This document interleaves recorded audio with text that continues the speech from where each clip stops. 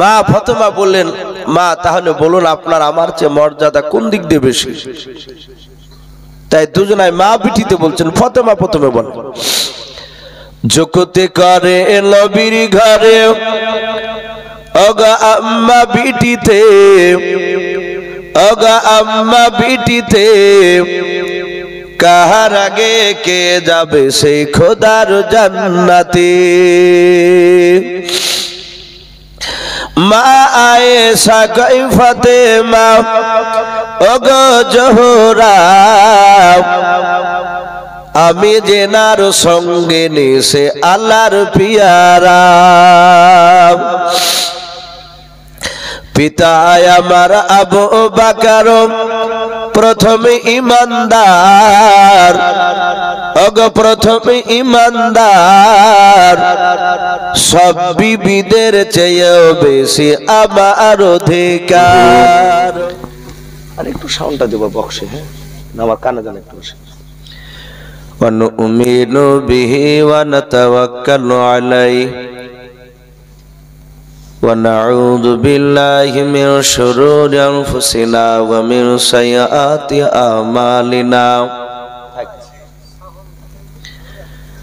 من يهده الله فلا مضل له ومن يضلله فلا هادي له ولا نذير له ولا وزير له ولا مشير له ولا نعيم له وأشهد أن لا إله إلا الله وحده لا شريك له لا جد له ولا ند له ولا مثل له ونشهد أن سيدنا وسندنا وحبيبنا وحبيب ربنا وحبيب ربنا وطبيبنا وطبيب قلوبنا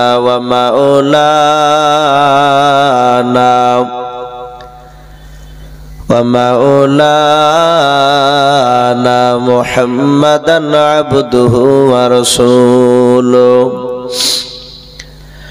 أعوذ بالله من الشيطان الرجيم.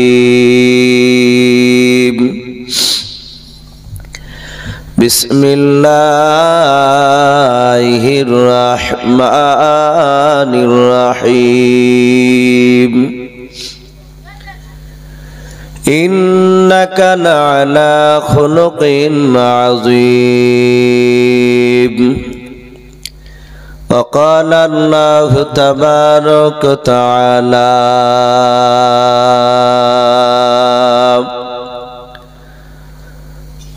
وما أرسلناك إلا رحمة للعالمين.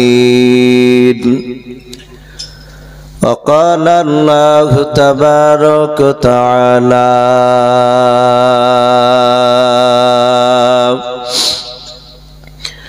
وعن أبي هريرة قال النبي صلى الله تعالى عليه وسلم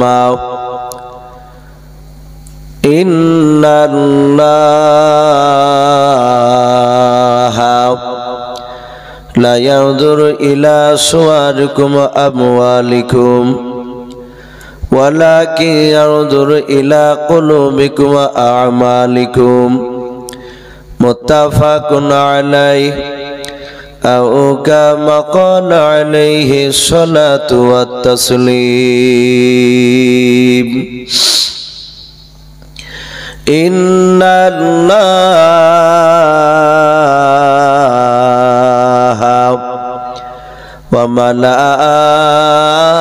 وملائكته يصلون على النبي يا أيها الذين آمنوا صلوا عليه وسلموا تسليما محبت সবাই দুরূদ ইব্রাহিম পড়ুন আল্লাহুম্মা সাল্লি আলা محمد وعلى آل محمد كما صليت على إبراهيم وعلى آل إبراهيم إنك حميد مجيد اللهم بارك على محمد وعلى آل محمد كما باركت على إبراهيم وعلى آل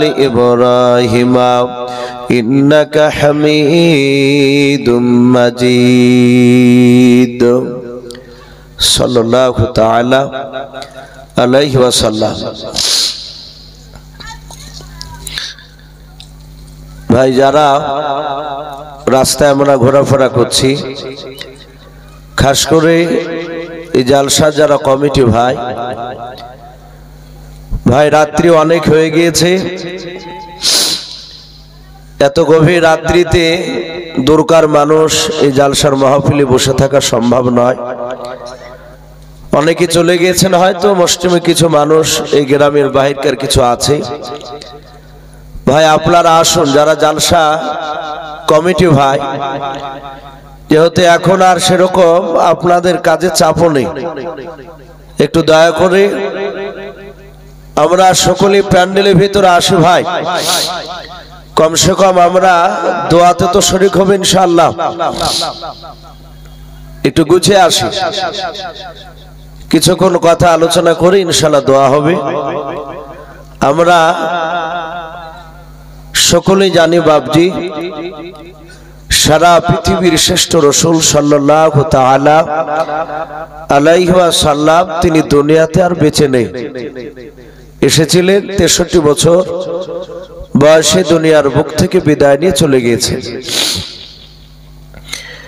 নবী আমার যখন মৃত্যুর শয্যায় ছটফট করছিলেন নবীর সবচেয়ে কাছের দিওয়ানা নবীর সবচেয়ে কলিজার টুকরা বিটি মা ফাতেমা জোহরা রাদিয়াল্লাহু তাআলা আনহা উনি রাসূলুল্লাহর কাছে বসেছিলেন নবীজির কপালগুলো ফাতেমা হা দিয়ে দিয়ে একটু আস্তে আস্তে করে বাপজি যাকে টিপা বলি আমরা টিপছিলেন কপালে চুলগুলো টানছিলেন নবী বললেন ওগো ফাতেমা তুমি কাঁদছো কেন ফাতেমা বললেন আব্বাজান আপনার খুব কষ্ট হচ্ছে আপনি চলে যাবেন আমি যে আপনার কলিজার টুকরা বেটি আপনাকে না দেখলে থাকতে পারি না বিশ্বনবী ফাতেমা জোহরা রাদিয়াল্লাহু তাআলা আনহাকে মা ছাড়া ডাকতেন না বলুন সুবহানাল্লাহ সবসময় মা জননী বলে ডাকতেন আমরা দেখেন অনেক সময় বিটিদেরকে অনেকে জননী বলে ডাকে সোনা মা আমার যারা বিটিকে ভালোবাসে আবার অনেক জানোয়ারও আছে বাপজি দেখতে মানুষের মতো ভেতরটা পশুর চেয়েও খারাপ অনেকে হাসপাতালে নার্সিং হোমে তার স্ত্রীর বিটি সন্তান হয়েছে শুনে আর ভিতরে যায় না বাইরে থেকে পালিয়ে যায় এরকম কোলাঙ্গারও বাপ আছে নবী বলেছেন যে বাড়িতে বিটি জন্ম নেয় সে বাড়িতে রহমত বর্ষিত হয় বলুন সুবহানাল্লাহ আমার বিশ্ব নবী ফাতেমাকে মা ছাড়া ডাকতেন না নবী বললেন মা ফাতেমা তুমি কেঁদো না তুমি একটু হাসো মা তোমার চোখের পানি আমি সহ্য করতে পারি না রাসূলুল্লাহর জীবনীতে পাওয়া যায় ফাতেমার বয়স যখন বাপটি মাত্র 2.5 বছর ওই সময় খাদিজা যে কোনো কারণবশত ফাতেমাকে একটা থাপ্পড় মেরেছিল চড় মেরেছিল আমার বিশ্ব নবীজির কলিজার টুকরা বেটি বাড়ির দরজায় দাঁড়িয়ে তাকিয়েছিলেন যে কখন আমার আব্বু আসবে নবী কলমার দাওয়াত দিয়ে বাড়ি ফিরলেন দেখছেন দরজার গুড়িতে দাঁড়িয়ে ফুফরে ফুফরে কাঁদছে ফাতেমা জোহরা রাদিয়াল্লাহু তাআলা আনহা বয়স কত বলেছিলাম 2.5 বছর আল্লাহর নবী বলেন, ওগো মা ফাতেমা, ওগো মা, তুমি কাঁদছো কেন? তোমাকে কে কি বলেছে বলো? ফাতেমা তো জোহরা রাদিয়াল্লাহু তাআলা আনহা নবীজির গলাটা ধরে বাপজি গালে চুমা দিয়ে বলেন, আব্বা, আমার মা খাদিজাতুল কুবরা আমাকে মেরেছে, আমার গালে থাপ্পড় মেরেছে। আল্লাহ রাসূল ফাতেমাকে বাপজি বুকের সাথে জড়িয়ে ধরে নবীজির জিভটা বের করে ফাতেমার গালে যেখানে চড় মেরেছিল খাদিজাতুল কুবরা, গালে 5টা আঙ্গুলের দাগ বসেছিল। আল্লাহর নবীজি জিভ দিয়ে বাপজি গালের জায়গা লাল হওয়া জায়গাটা বাপজি নেড়ে দিলেন। নবীর বরকতময় জিভের আঘাতে বাপজি না জেগে জিভের বাপজি লালায় খাদিজাতুল কুবরার চড়ের বাপজি ব্যথা ফাতেমার গাল থেকে তাড়াতাড়ি বাপজি আপনার ভালো হয়ে গেল। আল্লাহর নবী কাঁদেন আর বলেন, ওগো খাদিজা, তুমি আমার মাকে কেন মেরেছো তুমি বলো? হযরতে খাদিজা হাত দুখানা জোড় করে বলেন, নবীজি, বেয়াদবি হলে মাফ করবেন নবী, আপনার বেটে একটা জিনিস আমার কাছে চেয়েছিল, আমি বললাম না, ও কোনো মতে শোনে নাই, বারবার জিদ ধরে কান্না করেছিল। আমি রাগে সামলাতে না পেরে, আমি হাজার হলো তো আমি মানুষ, রাগ সামলাতে না পেরে আপনার মা ফাতেমার গালে আমি একটা চড় মেরে দিয়েছি নবী। আমি আর জীবনে কোনোদিন মারা তো দূরের কথা, খাদিজার চেহারার দিকে আমি চোখটা রাঙা করে তাকাবো না। আল্লাহর নবী বলেন, ওগো খাদিজা, 6 মাস বয়সে আমি যখন মার পেটে ছিলাম, ওই সময় আমার আব্বা জান ইন্তেকাল করেছে রে খাদিজা। 6 বছর বয়সে আমার জন্ম দক্ষিণে মা আমিনা বেঁচে নাই, আমিনা চলে গিয়েছে। ওরে খাদিজা, আমি ছোট থেকে 6 বছর পর্যন্ত আমি আমার মাকে আমি বেশি দিন মা মা করে ডাকতে পাইলাই। আমি আমার দুধমা হালিমাতু সাদিয়ার বাড়িতে আমি মানুষ হয়েছিলাম। ওরে খাদিজা, তোমার পেট থেকে যখন আমার ফাতেমা জন্ম নিয়েছিল, ফাতেমা আস্তে আস্তে বড় হলো। ওরে খাদিজা, আমি তোমার এর আগে সামনেও বলেছিলাম, আমার ফাতেমা মা আমার মা আমিনার মতো কতকটা দেখতে, বলুন সুবহানাল্লাহ। ওরে আমার খাদিজা, এই জন্য আমি আমার ফাতেমাকে আমি মা বলে ডাকি। ফাতেমা বলে ডাকতে আমার কেমন যেন মনে হয়, মা বলে ডাকলে আমার মনে হয় আমিনাকে ডাকতেছি, মাকে ডাকতেছি। আর আমার ফাতেমা আব্বা বলে ডাকলে আমার মনে হয় আমার জন্ম দক্ষিণে মা ডাকতেছি। সেই নবীজির কলিজার টুকরা বিটি মা ফাতেমা জোহরা রাদিয়াল্লাহু তাআলা আনহাকে নবীজি জোহরা বলে বাপজি ডাকতেন। ফাতেমা বাপজি নাম নবীজি জোহরা দিয়েছিলেন।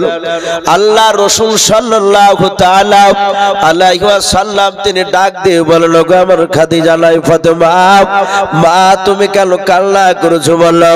তোমার চোখের পানি আমি সহ্য করতে পারি না। আল্লাহর নবীজির ডাক দিয়ে বলল, গো মা তুমি কান্না বন্ধ করে দাও, আমার ইন্তেকাল করার পর তোমার সঙ্গে আমার কিয়ামতের ময়দানে দেখা হবে। আল্লাহর নবীজির কলিজার টুকরা বিটি মা ফাতেমা জোহরা রাদিয়াল্লাহু তাআলা আনহা বলেন, আব্বা কিয়ামতের ময়দানে কোথায় আপনার সঙ্গে দেখা হবে আপনি বলেন। আল্লাহ রাসূল বলেন, ওরে আমার ফাতেমা শুনে নাও মা, কিয়ামতের ময়দানে তুমি আমাকে ওই জায়গায় দেখতে পাবা যে জায়গায় মানুষের নেকি আর গুনাহকে ওজন করা হবে, যেটাকে মিজানের পাল্লা বলা হয়। ওরে আমার ফাতেমা মা, ওই জায়গায় তোমার আব্বাকে যদি দেখতে না পাও, তুমি দেখবা পুলসিরাতের ব্রিজের কাছে, রাস্তার ধারে তুমি দেখবা পুলসিরাতের কাছে আমি তোমার আব্বা দাঁড়িয়ে থাকবো। ফাতেমা বলেন, আব্বা ওখানেও যদি দেখতে না পাই, আল্লাহ রাসূল বলেন, ওরে আমার মা ফাতেমা, তুমি আমাকে কিয়ামতের ময়দানে তুমি ওই জায়গায় দেখতে পাবা। বলে কোন জায়গায়? বলে যে এখানে কাউসারের পানি তোমার আব্বা অর্থাৎ আমি পয়গম্বর রাসূল আমি নিজ হাতে আমি জান্নাতে আমার উম্মতিদেরকে আমি জান্নাতে কাউসারের পানি ধরে ধরে আমি গ্লাস আমি তাদের হাতে দিয়ে দেব। ওই জায়গায় তুমি আমাকে দেখতে পাবা। আল্লাহ রাসূলের কলিজার টুকরা বিটি ফাতেমা তো জোহরা রাদিয়াল্লাহু তাআলা আনহা উনি ডাক দিয়ে বলেন, আব্বা আপনি আর কিছু আমাকে বলবেন না। নবী বলেন, মা তুমি কান্না করো না, তুমি হাসো। ওগো মা, কিয়ামতের ময়দানে যেখানে জান্নাতে আমি যাব যে ঘরটায়, ওগো মা তুমি আমার সঙ্গে জান্নাতে যাবে, বলুন সুবহানাল্লাহ। মা তুমি একটু হাসো। ফাতেমা জোহরা রাদিয়াল্লাহু তাআলা আনহা তিনি হাসতে লাগলেন। জিবরিল আলাইহিস সালাম তিনি রাসূলুল্লাহর কাছে আসলেন, নবীকে সালাম দিলেন। বিশ্ব নবী বলেন, জিবরিল ভাই তুমি আসলে আমার কাছে? বলে হুজুর হ্যাঁ, আপনার কাছে আজই এসেছি, আর জীবনে কিয়ামতের আগ পর্যন্ত আমি আর আপনার কাছে আসবো না। নবী বলেন, কেন গো জিবরিল? তুমি আমার কাছে অনেকবার এসেছো, আজও আসলে, আবার তুমি বলছো আজই শেষ আসা, আর আমি কিয়ামতের আগ পর্যন্ত আসবো না। বলে হুজুর আমার সঙ্গে আরেকটা ফেরেশতা এসেছে। বলে উনি কই? বলে উনি দরজার বাইরে দাঁড়িয়ে আছে। বলে ওনার নাম কি? বলে ওনার নাম আজরাইল আলাইহিস সালাম। উনি আমার সঙ্গে আপনার সঙ্গে দেখা করতে এসেছে। নবী বললেন, ওগো মা, মা ফাতেমা তুমি একটু আড়ালে যাও, আমার সাথে এক ফেরেশতা মেহমান আমার বাড়ির দরজা দণ্ডায়মান সে দাঁড়িয়ে আছে, তোমার সম্মানার্থে সে লজ্জা আসতে পারছে না, তুমি আড়ালে যাও, আমি ওদের সাথে কথা বলি। ফাতেমা জোহরা যখন হাসতে হাসতে যাচ্ছিলেন, রাসূলের বাপজি 11টা স্ত্রীর মধ্যে সবচেয়ে ছোট স্ত্রী, তার নাম ছিল হযরতে মা আয়েশা সিদ্দিকা রাদিয়াল্লাহু তাআলা আনহা। উনি দেখলেন ফাতেমা কাঁদছিল আবার হাসছে, ব্যাপারটা কি? বলে এই বিটি, এই তুমি হাসছো কেন? বলে আব্বা আমাকে এই খুশখবরি শুনিয়েছে, সব কথাগুলো শোনাল। ফাতেমা রে, আমিও তোমার চেয়ে কম দামি নারী নয়। ফাতেমা বললেন, আব্বা তো বললো আমার সঙ্গে, আব্বার সঙ্গে আমি জান্নাতে যাব। বলে আমিও তো যাব।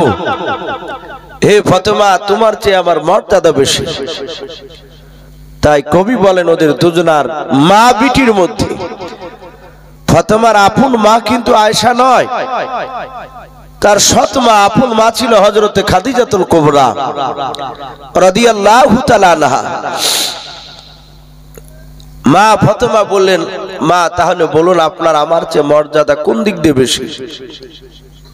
তাই দুজনাই মা বিটিতে বলছেন। ফাতেমা প্রথমে বলেন, জগতে করে নবীর ঘরে ওগা আম্মা বিটিতে, ওগা আম্মা বিটিতে, কাহার আগে কে যাবে সেই খোদার জান্নাতে। মা আয়েশা কই ফাতেমা ওগো জোহরা, আমি জেনার সঙ্গে নিছে আল্লাহর পিয়ারা।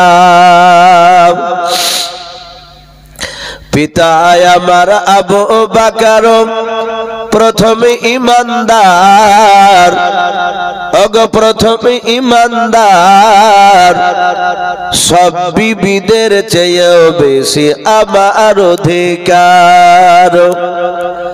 আমার কাছে হাদিসিয়াত, আমার কাছে হাদিসিয়াত নাই কাহর কাছে, ওগো নাই কাহর কাছে, কাহার আগে কে যাবে সেই খোদার জান্নাতে।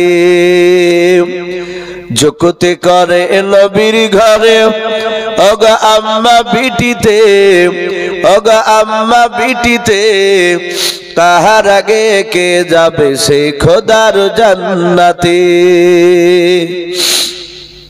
আয়েশার মর্যাদা লোকল বলা হয়ে গেল যে আমি যার স্ত্রী তিনি হচ্ছেন আল্লাহর পিয়ার রাসূল, এবং আমার আব্বা সর্বপ্রথম বেটা ছেলের মধ্যে তিনি ইমানদার। আমি যতটা হাদিস জানি ততটা অন্য কেউ জানে না। আমার বিশ্ব রাসূলের কলিজার টুকরা বিটি ফাতেমা জোহরা তিনি শুনলেন, শোনার পরে ফাতেমা আয়েশাকে বলে, মা ফাতেমা বলে ও মা ঠিক বলেছো, এত কথার মাঝেও তুমি আসল ভুলেছো।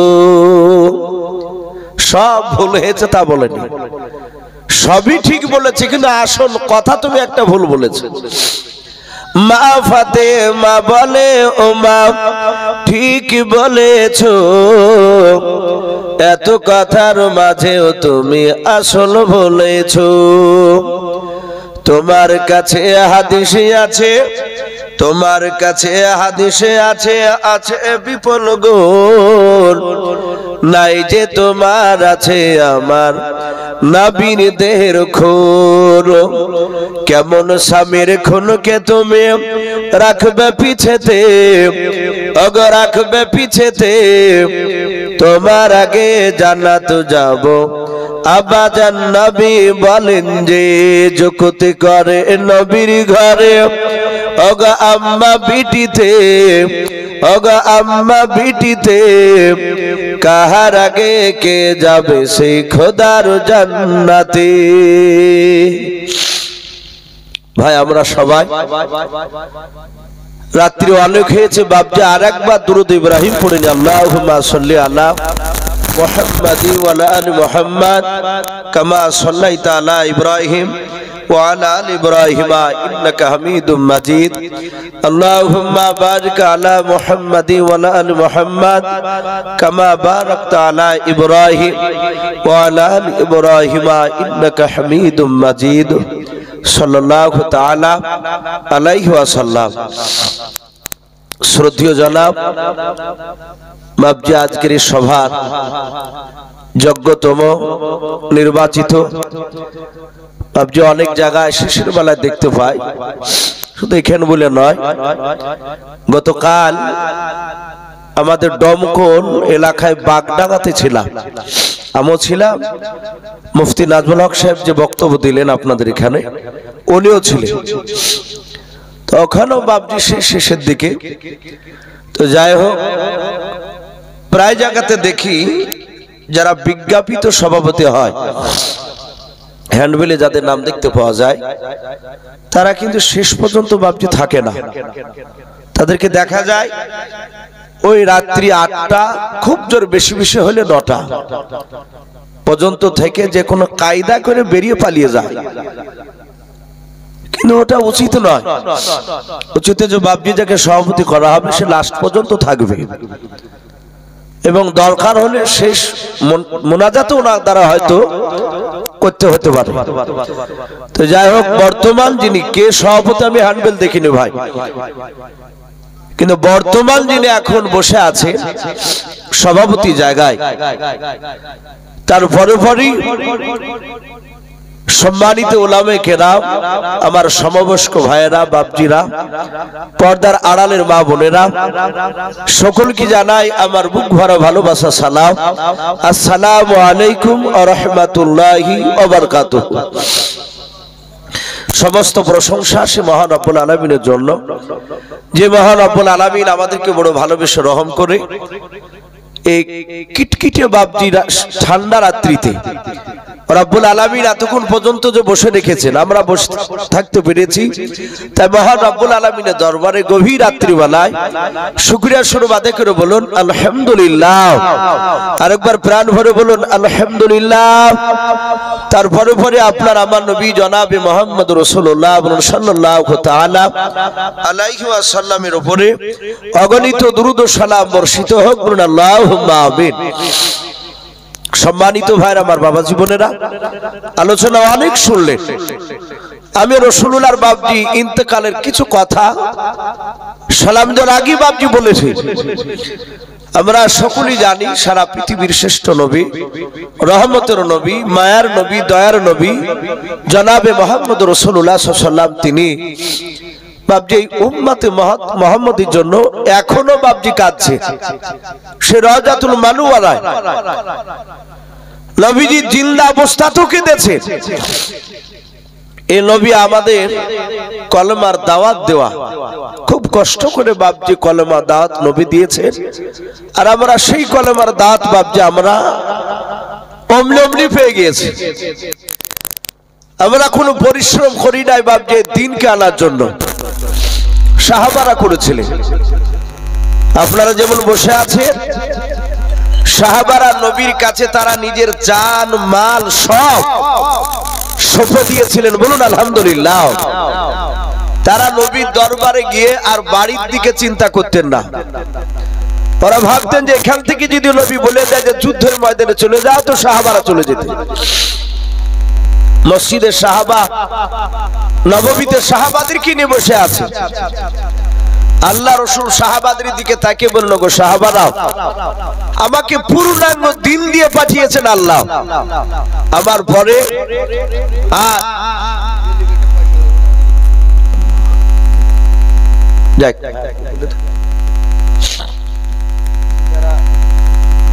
ভালো। যারা এখনো পর্যন্ত খাওয়া দাওয়া করেননি আপনারা ফ্রি খেয়ে নেন। আমাদের কমিটির পক্ষ থেকে ঘোষণা, আপনারা ফ্রি খাওয়া দাওয়া সেরে নিন।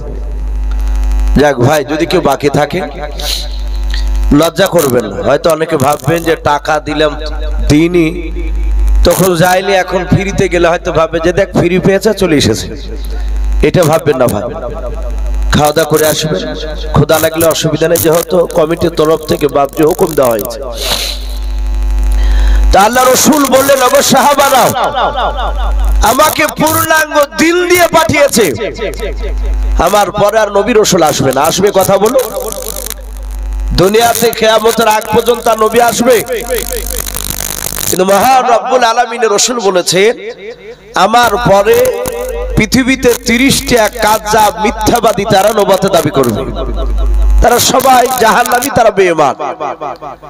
কিন্তু নবী আরো বলেন, একটা নবী রাসূল একজন, তিনি আসবেন কিয়ামতের আগে।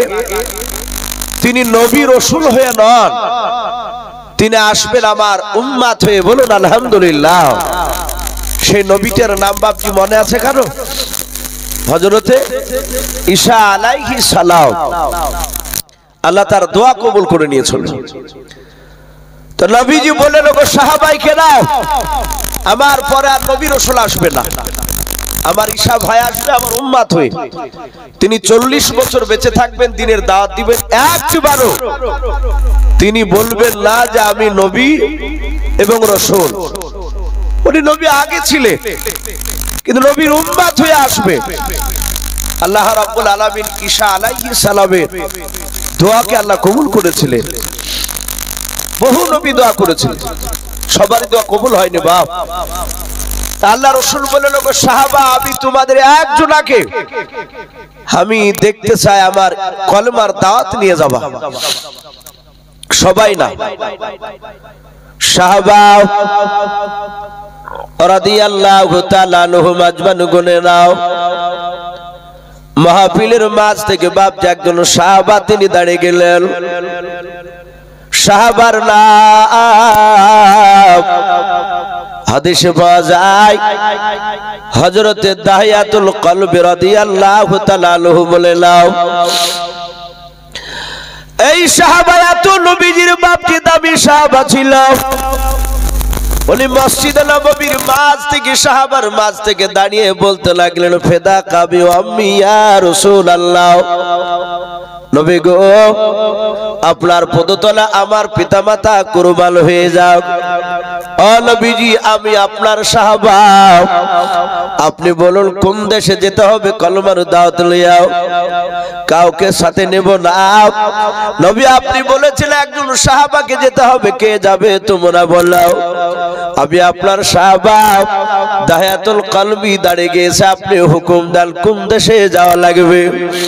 আল্লাহর নবী বলেন সাহাবা আমি এমন একটা দেশের নাম করব ওই দেশের বাদশা সে আল্লাহ রাসূলকে চিনে নাও ওই দেশের প্রতিটা নাগরিক প্রজা তারা আল্লাহর নবীকেও চিনে না আল্লাহকে চিনে নাও সবাই তারা আগুন পূজা করে বলে ওই দেশে যাবা সাহাবা দাহিয়াতুল কলবি তিনি মনে মনে ভাবলেন নবী এমন একটা দেশে যেতে বলেছে ওই দেশের বাবা ওই দেশে বেঁচে থাকতেও পারে আর নাও থাকতে পারে আল্লাহর নবীজির সাহাবা বলেন নবী চিন্তা করবেন না আপনি পাঠিয়ে দাও দেশটার নাম বলুন আল্লাহর নবীজি দেশটার নাম বলেন রম দেশ এবং ওই দেশের বাদশার নাম বলেন হিরাক্লিয়াস আল্লাহর নবীর সাহাবা বাপজি দাঁড়িয়ে গেলেন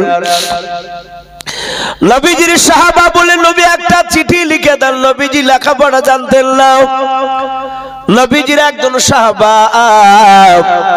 আব্দুল্লাহ বিন মাসউদ রাদিয়াল্লাহু তাআলা আনহুকে দিয়ে চিঠিখানা বাপজি লিখে নিলেন লিখে নেওয়ার পর নবীজির হাতে বাপজি একটা 4 আনার আংটি থাকতো চাঁদের ওই চাঁদের আংটিতে লেখা ছিল মুহাম্মদ বিন আব্দুল্লাহ কোন মুফাসসিরে কেরাম লিখেছেন কলমা লেখা ছিল লা ইলাহা ইল্লাল্লাহু মুহাম্মাদুর রাসূলুল্লাহ সাল্লাল্লাহু তাআলা আলাইহি ওয়াসাল্লাম আংটির উপরে মুহাম্মদ বিন আব্দুল্লাহর উপরে কলমা লেখা ছিল আল্লাহ রাসূল বাপজি ওই আংটি খানা দিয়ে রে বাবা কালিতে ডুবে দিয়ে বাপজি মোহর হিসাবে বাপজি স্টাম্প মেরে দিতেন আল্লাহর নবী যে চিঠি খানা সাহাবার মারফতে বাপজি লিখে নেওয়ার পর বলেন সাহাবা যা তুমি রোম দেশের বাদশা হিরাক্লিয়াসের কাছে চিঠি খানা নিয়ে যাও ওরে সাহাবা শুনে নাও আমি হিরাক্লিয়াসের প্রশংসা আমি অনেক মানুষের মুখে শুনেছি সে আমাকে দেখে নাই আমিও তাকে দেখে নাই ওরে সাহাবা ওই হিরাক্লিয়াসের কাছে গিয়ে তুমি হিকমতের সহিত কথা বলবা ওই বাদশা বেঈমান হলো বাদশা অত্যন্ত বুদ্ধিজীবী ওই বাদশা শুনে নাও ওর দরবারে কেউ যদি মিথ্যা কথা বলে বাদশা মিথ্যা কথা যদি ধরতে পারে প্রমাণ পেয়ে যায় যে মিথ্যা কথা বলবে বাদশা ধরতে পারলে তাকে মৃত্যুদণ্ড দিয়ে দেবে তাকে জবাই করে দেবে এই দাহিয়াতুল কলবি তুমি সাবধানে দিনের দাওয়াত দিবা বলে চিন্তা করবেন না আমি চলে যাব আল্লাহ রাসূলের বাপ যে সাহাবার হাত থেকে নিয়ে নয় নবীর হাত থেকে সাহাবা চিঠিখানা নেওয়ার পর ঘোড়ায় চেপে বাপজি রোম দেশের সম্রাট বাপজি হিরাক্লিয়াসের কাছে চলে গেলেন 5000 বাপজি প্রজারা সারাদিন হিরাক্লিয়াসকে নিয়ে বাপজি বসে থাকতো পরামর্শ নিত হিরাক্লিয়াস বাপজি মানুষদের সঙ্গে এই জন্য বাপজি হিরাক্লিয়াস কোনো মতে বাপজি ঠকতো না কোনো বিপদে বাপজি পড়তো না হিরাক্লিয়াসের কাছে গিয়ে বলে বাদশা আমি মদিনা থেকে এসেছি বলে কে তুমি বলো বলে আমি নবীর সাহাবা হযরত দাহিয়াতুল কলবি রাদিয়াল্লাহু তাআলা আনহু ওগো বাদশা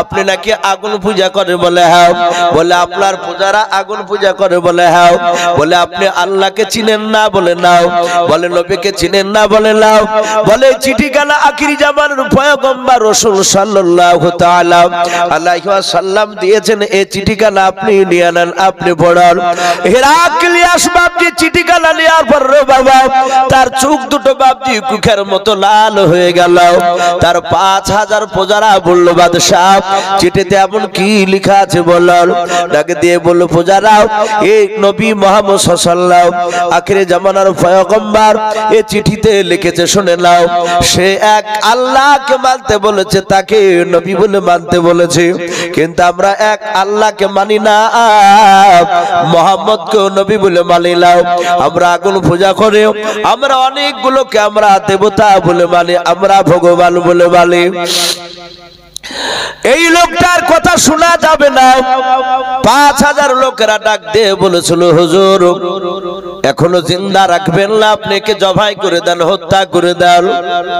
হেরাক্লিয়াস বলেছিল, বন্ধুরা এই আমার প্রজারা তোমরা চুপচাপ বসে যাও, একে কে করতে হবে না করতে হবে সেটা আমি চিন্তা ভাবনা করে দেখব।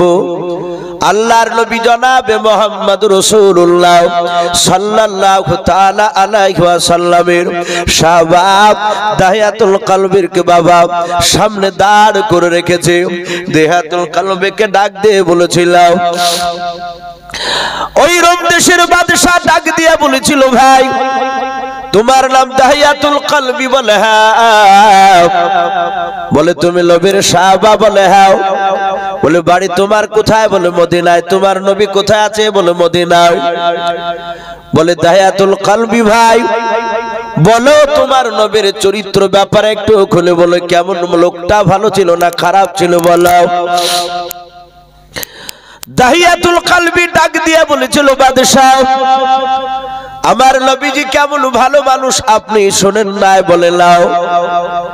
বলে নবী এত ভালো, নবীজের মসজিদে নববীর ভিতরে এক ইহুদির সন্তান যুবক ইচ্ছাকৃত সাহাবাদের সামনে নবীজি সেখানে জিন্দা ছিলেন, নবীকে সামনে রেখে দিয়া নবীর সাহাবাদেরকে সামনে রেখে মসজিদে নববীর ভিতরে যে জায়গায় ইমাম দাঁড়িয়ে নামাজ পড়ে ওটাকে বাবজি মেহরাব বলা হয়। আর যে জায়গায় জুম্মার দিনে বাবজি 3টা ধাপি করা থাকে ওখানে দাঁড়ায় ইমাম খুতবা পড়তে পড়ে না, ওটাকে মিম্বার বলা হয়। মিম্বার আর মেহরাব 2 রকম বলা হয়েছে। ওই মিম্বারের বাপজি দাঁড়িয়ে আল্লাহ রাসূল বাপজি আপনার ওখানে বসেছিলেন না, নবী আমার মেহরাবে বাপজি বসেছিলেন। আর ইহুদি বেঈমান সোজা মসজিদে প্রবেশ করার পর আল্লাহ রাসূলের বাপজি মিম্বারে দাঁড়িয়ে ছচ্ছার করে পেশাব করতে লাগলো। 5000 লোকেরা তারা অবাক নয়নে বাপজি চেয়ে থাকলো। হেরাক্লিয়াস বলল, তারপর কি হলো বলো? বলে বাদশাহ আমাদের একজন সাথী ভাই উমর তলোয়ার নিয়ে দাঁড়িয়ে গিয়েছিল তাকে জবাই করার জন্য, হত্যা করার জন্য। আল্লাহর নবী বলেন, উমর উত্তেজিত হও না, তুমি বসে যাও। এই সময় পেছাব করেছে, এর পেছাবের গতিটা বাধা পড়ে যাবে, পেছাবে তার অসুখ জ্বলবে যাবে পেছাবের দ্বারে। ওকে পেছাব ক্লিয়ার করে করতে দাও। রমদেশের সম্রাট বাপজি অবাক হয়ে নেচে আছে, বলে এত বড় অন্যায় কাজ করলো তোমার নবী কিছু বললো না? বলে নাও। ও বাপজি ভাইরাও আপনারা হয়তো অনেকেই বাপজি মিডিয়াতে দেখেছেন, উত্তরপ্রদেশের বাবা প্রায় 2 মাস বাপজি পার হয়ে গেল। অনেক কয়েকজন বাপজি উমরাতে গিয়েছিল হজ করতে মক্কা নগরে। অনেক বয়স্ক লোক ছিল বাপজি ওই গাড়িতে আস্তে আস্তে যে কোনো একটা জায়গায় জঙ্গলের ধারে রাস্তার ধারে নতুন উমরা থেকে হজ করে বাপজি বাড়ি ফিরেছিল। ওই উমরা যাত্রীরা তারা ডাক দিয়ে বলেছিল, ও ড্রাইভার সাহেব আমরা একটু পেছাব করব। জঙ্গলে বাপজি দাঁড় করে দিয়ে রাস্তায় 5 জনা বাপজি আপনার হাজী সাহেব তারা ওই উমরা করে আসছিল। গাড়ি থেকে নেমে বাপজি একটু আড়ালে গিয়ে পেছাব করেছে, কিন্তু যেখানে পেছাব করেছে ওখান থেকে প্রায় 500 হাত দূরে বাপজি একটা মন্দির ছিল। এক শ্রেণী উগ্রবাদী শয়তানেরা ওই হাজী সাহেবদেরকে বাপজি বয়স্ক লোকেদেরকে ধরে নিয়ে এসে এমনকি মন্দিরের সামনে বাপজি তাদেরকে মাথা নত করে নিয়ে চলো। অপরাধ কেন মন্দিরের সামনে পেশাব করবে অথচ অনেকটা দূরে ছিল? ও বাপজি ভাইরা, সারা পৃথিবীর শ্রেষ্ঠ মহামানব আল্লাহ রাসূলের বাপজি এত চরিত্র মহান, সেই নবী ওমরকে বলেন, ওমর তুমি উত্তেজিত হয়ে না, বসে যাও। ওমর বসে বলল, ইহুদির সন্তান ভালো করে পেছাব করে বাপজি বেরিয়ে সোজা চলে যাচ্ছে। আল্লাহর দরদি নবীজির সাহাবারা কেউ বাপজি কথা বলে না, শুধু নবীর দিকে চেয়ে আছে। নবী কেন কিছু বললো না? এত বড় আল্লাহ করলো। আল্লাহ রাসূল ডাক দিয়ে বলে, ইহুদি বাবা, ইহুদির সন্তান দাঁড়িয়ে বললেন, আপনি আমাকে ডাকলেন? বলে হ্যাঁ। আল্লাহর নবী যে কাছে ইশারা করে ডেকে বললেন, বাবা তুমি কি জানতাক না এটা পবিত্র মসজিদ ঘর? ডাক দিয়ে বলে, হ্যাঁ আমি ভালো করে জানি এটা মসজিদ ঘর। বলে, বাবা তুমি কি জানো না এই পবিত্র ঘরে পেছাব করতে নাই? ইহুদির সন্তান বলে, এটা আমার মনের বড় তামান্না ছিল, মনের বাসনা ছিল, তা আমি আজ পুরা করে নিলাম। আল্লাহর নবী হাতখানা ইহুদির ধরে বলেছিল, বাবা তোমাদের গির্জায় কোন ধর্মস্থান জায়গায়, মন্দিরে কিংবা গির্জা কোন মসজিদ, এই বাবা পেছাব পায়খানা করতে নাই। যে কোনো জাতির মানুষ যেটাকে পবিত্র স্থান বলে মানবে। ও বাবা শুনে নাও, তোমার গির্জায় যদি কোনো মানুষ পেছাব করে দেয় তুমি কি রাগ করবা না? বলে, অবশ্যই রাগ করবো, তাকে ধরে হত্যা করে দেব। নবী বললেন, বাবা যেমন তোমার ধর্মের গির্জায় যদি কেউ পেছাব করে তোমার গায়ে জ্বালা লাগবে, রাগ হবে, এরকম তো সাহাবার আমার বন্ধুদেরও রাগ হতে পারে। বাবা রে, কোন ধর্ম স্থানে যেন পেছাব পায়খানা করবা না, এটা করতে হয় না। তুমি আমার ধর্মকে তুমি না মানতে পারো, কিন্তু তাই বলে তুমি আমার ধর্মকে তুমি অপমান করতে পারবা না। কেউ যদি বাপজি মন্দিরকে যদি না মানে, মন্দিরের বিরুদ্ধে বাপজি কথা বলতে পাবেন না। হযরত বাপজি নবীজি যখন এই কথা বললেন, ইহুদের সোজা বাপজি বাড়ি চলে গেল। বাড়ি যাওয়ার ভান করে আল্লাহর নবীজির মসজিদ নববীর একটা পাঁচিলের আড়ালে দাঁড়িয়ে গেল। তখনকার পাঁচিল ছিল খাজুর গাছের পাতার ডাল দিয়ে ঘেরাও। দেখে নবী আমার আড়ালে এমন কি কথা বলে সাহাবাদেরকে নিয়ে। আল্লাহর নবী বলেন, উমার তাড়াতাড়ি এক বালতি পানি নিয়ে এসো। সাহাবার মারফতে পানি নিয়ে আসলেন। নবীজি সাহাবাদেরকে নিয়ে ওই মসজিদ খানা ধৌত করে দিলেন। আল্লাহর নবী বলেন, সাহাবা বলো বলো সাহাবা, এই মসজিদটা পাক না নাপাক? বলে, নাপাক থেকে পাক হয়ে গিয়েছে। আল্লাহ রাসূল বলেন, ওরে সাহাবা শুনে নাও, তোমরা এমন অন্যায় করেছিলে, যদি ইহুদিকে যদি তলোয়ার মেরে দিতাম, ও ক্ষত বিক্ষত হয়ে সে বাড়িতে দৌড়ে চলে যেত, তার গ্রামের মানুষরা তার বংশের লোকেরা ছুটে আসতো। ওরে সাহাবা তোমাদের সঙ্গে ঝামেলা শুরু হয়ে যেত, এতে অনেক খুনাখুনি হতো রে সাহাবা। যেই ঝামেলাটা মাত্র এক বালতি পানিতে মিটে যায়। কেন তোমরা তলোয়ার নিয়ে মারতে যাচ্ছিলে রে সাহাবা? এরকম ভুল যেন আর আগামীতে কখনো যেন তোমাদের দ্বারা না হয়। ইহুদির সন্তান দাঁড়িয়ে দাঁড়িয়ে বাপজি নবীর কথাগুলো শুনছিল।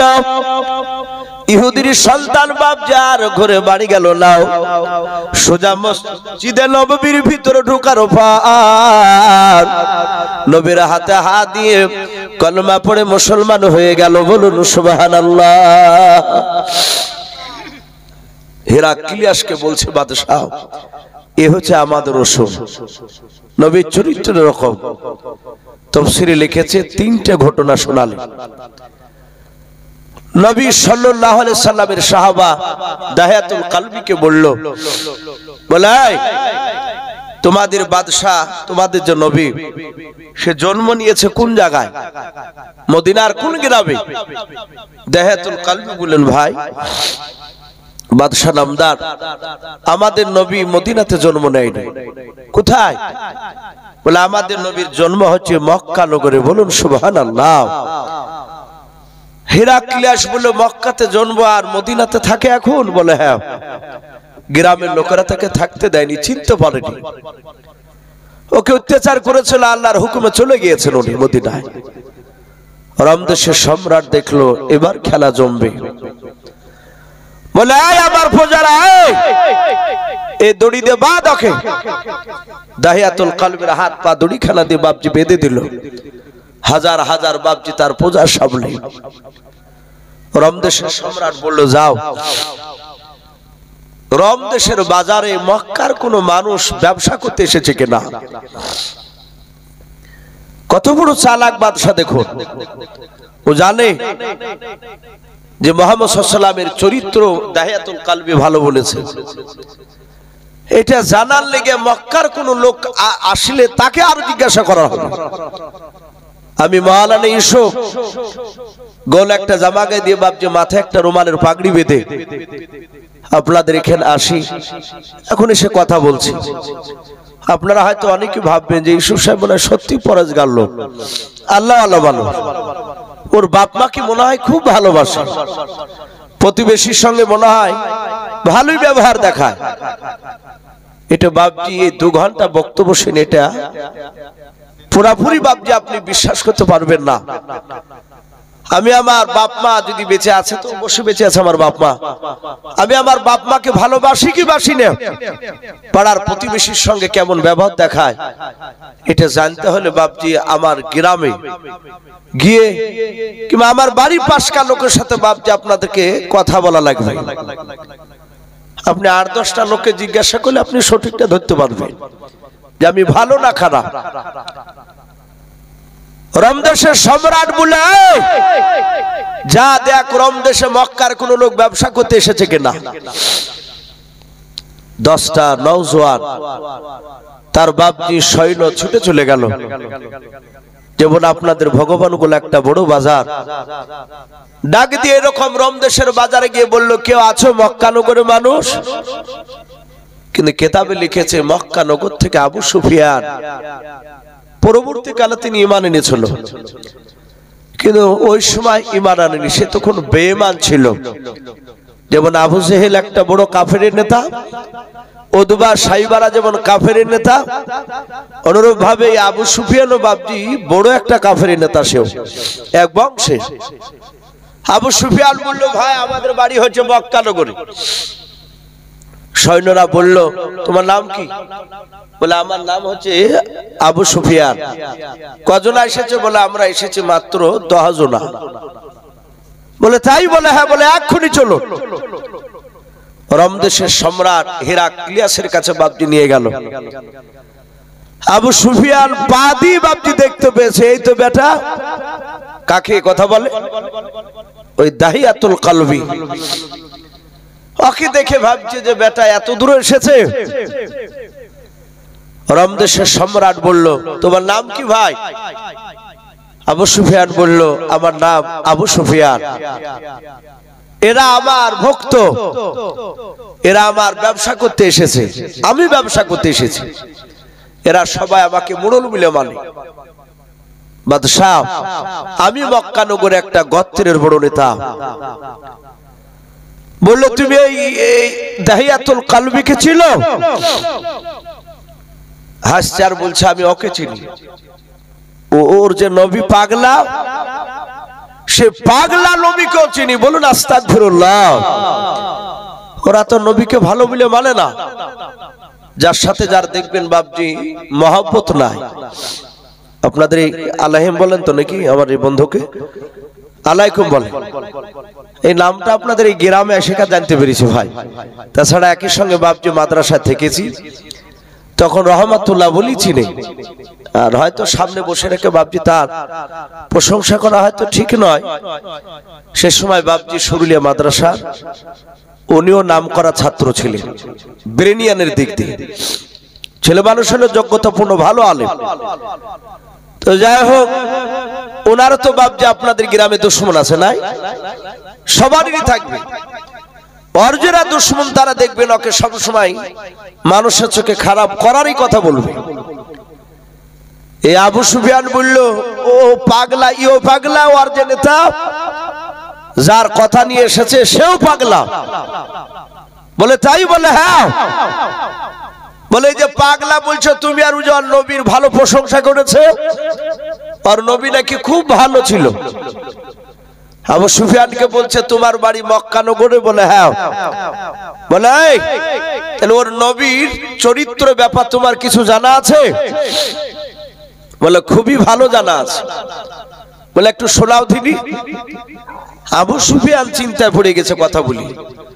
ও জানে যে রোম দেশের সম্রাট অত্যন্ত বুদ্ধিজীবী, চালাক, বেঈমান বাদশাহ, কিন্তু এর দরবারে কেউ মিথ্যা কথা বললে ধরা পড়ে যায়, আর যেই মিথ্যা কথা বলতে গিয়ে ধরা পড়লে তার মৃত্যু অনিবার্য, তাকে জবাই করে দেয়। আবু সুফিয়ান দেখছে যদি আমি কথা বলতে গিয়ে যদি মিথ্যা প্রমাণিত হই, তাহলে তো আমার মক্কা যাওয়া এ পর্যন্তই হইল, আমাকে শেষ করে দেবে। 5000 লোক বাবজি সবাই থো মেরে বসে আছে, দেখি কি বলে ব্যাপার।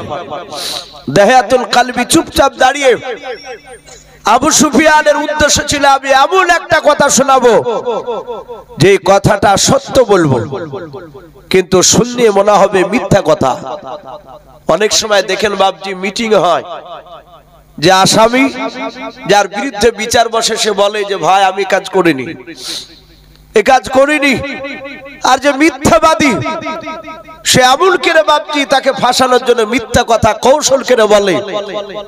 সেই সময় লোকেরা ভাবে যে এর কথাটা সত্য, আর যে সত্যবাদী তার কথাটাকে মানুষ মিথ্যা মনে করে। 6 মাস 7 মাস পর বলে না রে, এই বিচারটা করা আমাদের ভুলই হয়েছিল। এরকম অনেক সময় ঘটে। আবু সুফিয়ান চিন্তা করলে এমন কথা একটা বলবো, মিথ্যা বলবো না, সত্য বলবো ওই নবীর ব্যাপারে। কিন্তু শুনে যেন বাদশা মনে করে এটা মিথ্যা কথা। প্রমাণ করতে পারলি, বাদশাকে মিথ্যা একটু বুঝাতে পারলি, ওই বেটাকে জবাই করে দিবি। ওই দাহিয়াতুল কলবি নবীর সাহাবা। বলে আবু সুফিয়ান বলল, বলে বাদশাহ ওদের নবী কেমন মিথ্যাবাদী নবী ছিল শুনুন। আমি আবু সুফিয়ান, আমি মক্কা নগরে একজন নামি দামি মানুষ, আমাকে ছাড়া মিটিং হয় না। ওর ব্যক্তিগত প্রশংসা করছো। ওরে বাদশাহ, ওর নবী মক্কা নগরে ছিল, তখন মদিনাতে যাই নাই। শুনেন বাদশাহ, ওর নবীর তখন বয়স মাত্র বাপ যে আপনার প্রায় 49 বছর, কেউ বলেছেন 53 বছর। ওই সময় আল্লাহর হুকুমে জিবরিলের মারফতে ওই ওদের নবী পাগলাও উম্মে হানি বলে একজন বাড়িতে ছিল, তার বাড়িতে আরাম করেছিল। আল্লাহর তরফ থেকে নাকি বুরাক নিয়ে এসে জিবরিলের মারফতে বুরাকে চেপে ওই নবী মুহাম্মদ বলুন সাল্লাল্লাহু তাআলা আলাইহি ওয়াসাল্লাম, ও তো দুরূদ পড়ছে না। বলে বাদশাহ ওযু করে বুরাকে চেপে চলে গেল মসজিদে হারামে। ওখান থেকে মসজিদে হারাম থেকে আবার বাইতুল মুকাদ্দাসে চলে গেল। ওগো বাদশাহ নামদার, মসজিদে হারাম থেকে বাইতুল মুকাদ্দাস যেতে এক রাতে সম্ভব নয়। ঘোড়ায় চেপে গেলে 7 রাত 7 দিন সময় লাগবে। বলুন সুবহানাল্লাহ। অতটা দূরত্ব রাস্তা মাত্র। বুরাকে চেপে রাত্রিবেলা নাকি বাইতুল মুকাদ্দাসে চলে গেল। গ্রামের লোকেরা কেউ জানতে পারলো না ওই বাইতুল মুকাদ্দাসে নাকি বুরাকটা দরজার গুড়িতে বেঁধে রেখে আল্লাহর সিঁড়িতে বাপ যে সিঁড়িতে আপনার চেপে রফরাফ নামক সিঁড়িতে চেপে চলে গেল। সপ্তম আকাশমান পাড়ি দিয়ে সিদরাতুল মুনতাহা চলে যাওয়ার পর সেখানে বাপ যে একটা যানবাহন আসলো, তার নাম হচ্ছে রফরাফ। মসজিদে বাইতুল মুকাদ্দাসের সিঁড়ি জাতীয় জিনিস বাপ যে চেপেছিলেন, ওখান থেকে আল্লাহর আরশে আজিমে চলে যাওয়ার পর জান্নাত জাহান্নাম সব কিছু দেখার পর 50 ওয়াক্ত নামাজ নিয়ে ফিরেছিল। মুসা নবী আলাইহিস সালামের সাথে দেখা হয়। মুসা নবী নাকি তাকে ঘুরে দিয়ে চলে যাও, এতগুলো নামাজ পড়তে পারবে না, তোমার উম্মতেরাও। এইভাবে আবার আল্লাহর কাছে বলে 5 ওয়াক্ত নামাজ কমাই। এইভাবে আবার মুসা নবীর কাছে আসে, আবার ঘুরিয়ে দেয়। এভাবে কমাতে কমাতে ৪৫ ওয়াক্ত নামাজকে মাইনাস করে দিয়ে ৫ ওয়াক্ত নামাজ নিয়ে মক্কাতে এসেছে। ওগো হেরাক্লিয়াস, গোটা রাত্রিতে ও বাইতুল মুকাদ্দাস থেকে আবার মসজিদে হারাম থেকে যে বাড়িতে শুয়েছিল সেই বাড়িতে চলে গেল। মক্কার কোন মানুষ কেউ জানতে পারলো না। ওগো বাদশাহ, ওই দাহিয়াতুল কালবির মতো যারা পাগলা, তারা সবাই তাদের নবী পাগলাকে মানে, কিন্তু আমরা বুদ্ধিজীবী, আমরা তার কথাকে মানি না। বাদশাহ, এটা কি সম্ভব এক রাত্রিতে পৌঁছানো? বলে হতেই পারে না। অথচ আল্লাহ বলছেন আমি বোরাকের এত গতি দিয়েছিলাম, নবীর বোরাকটায়, নবী যে বোরাকে চেপেছিলেন, বোরাকের সামনেকার পা এভাবে তুলে পা যেখানে ফেলবে, বিশ্ব নবী বলেন মানুষের চোখের নজর যত দূর যাবে তত দূরে বাপজি ওই বোরাকের পায়ের ধাপ গিয়ে পড়বে। বলুন সুবহানাল্লাহ। এত গতি, মানে এত মিথ্যা। আবু সুফিয়ান বলল আমি মিথ্যা কথা বলি নাই, আমি সত্য কথা বলি। আমরা মানিনি, ওদের নবী বাণী বলে কথা বলেছে। আপনি জিজ্ঞাসা করুন, আমি যে কথাটা শোনালাম মেরাজের ঘটনা, চুল পরিমাণ কোন মিথ্যা কথা বলেছে কি? হেরাক্লিয়াস বলে দাহিয়াতুল কালবি, আবু সুফিয়ান যে ঘটনা শোনাল সব সত্য? তোমার নবী এটা বলেছিল? বলে হ্যাঁ। বাদশাহ নামদার আবু সুফিয়ান যে ঘটনা শোনালো, সব ঘটনাটা আমার নবীজি হোবা বলেছিল, চুল পরিমাণ মিথ্যা কথা বলে নাই। রমদেশের সম্রাট হেরাক্লিয়াস বলে তাহলে তোমরা মিথ্যাবাদী, এত বড় মিথ্যাবাদী নবীর কথা নিয়ে আমাদের দরবারে এসেছো। ও জল্লাদের রাব, তাড়াতাড়ি দোজলায় এসে দাহিয়াতুল কালবিকে হত্যা করে দাও, জবাই করে দাও। জাহাত বাপজি মারতে যাবে, আবু সুফিয়ান হাত তালি মেরে মেরে বাপজি আনন্দ করতে লাগলো। আমার মনের বাসনা পূর্ণ হয়ে গেল। নবীজির কলমা দাহিয়াতুল কালবির মারফতে পাঠিয়েছিল, কিন্তু ও জিন্দা যেতে পারলো না। হেরাক্লিয়াস তার কথাকে মানল না। ভালো হয়েছে বলে আবু সুফিয়ান বাপজি তার দলবল নিয়ে বাপজি আপনার হাত তালি মারছিল।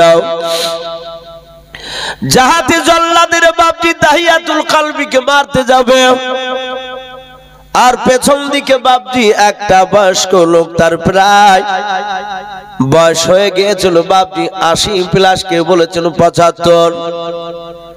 বৃদ্ধ মানুষটা পেছন দিক থেকে বলেছিল বাদশাহ,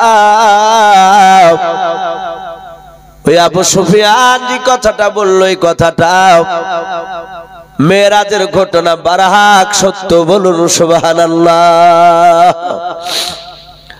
এই বাদশাহ আপনি ওকে মারবেন না। রমদেশের সম্রাট বাবজি এইভাবে চেয়ারটাকে নিয়ে বাবজি ঘুরে পড়লাম।